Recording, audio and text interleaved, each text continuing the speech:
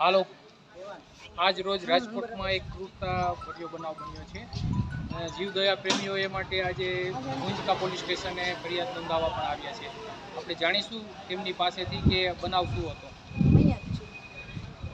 કાલ સવારે મહેન્દ્રભાઈ જાડેજા અને એનો દીકરો બે મારા ડોક ઉપર ટીનો ઉપર તૂટી પડ્યા, જે બાંધેલો હતો ગેટ પાસે, અને એટલું બધું રીતે માર્યું તો મને હજી રોવું આવે છે. એના માટે થઈને હું કાંઈ કોઈ વર્ણન નથી કરી શકતી, એટલે ક્રૂર રીતે માર્યું છે એને.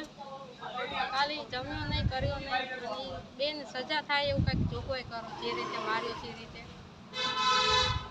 હા, આજે મોટી સંખ્યામાં જીવદયા પ્રેમીઓ પણ અહીંયા છે. એમની પાસે પણ જાણશું કે તમારે આ જે ક્રૂરતા કરતા હોય તેની સામે, અત્યાચાર સામે લડવાની, તેમજ તેમને કઈ રીતની સજા થવી જોઈએ.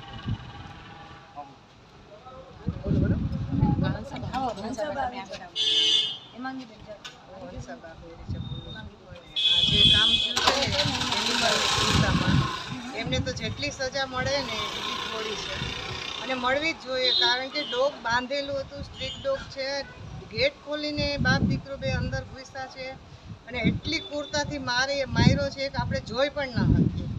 એટલે આની માટે તાત્કાલિક પગલાં લેવા જરૂરી છે એ અમારી વિનંતી છે. અમે બધા ગ્રુપમાં ભેગા મળ્યા છીએ, મેનકાજી અમને સપોર્ટ આપ્યો છે.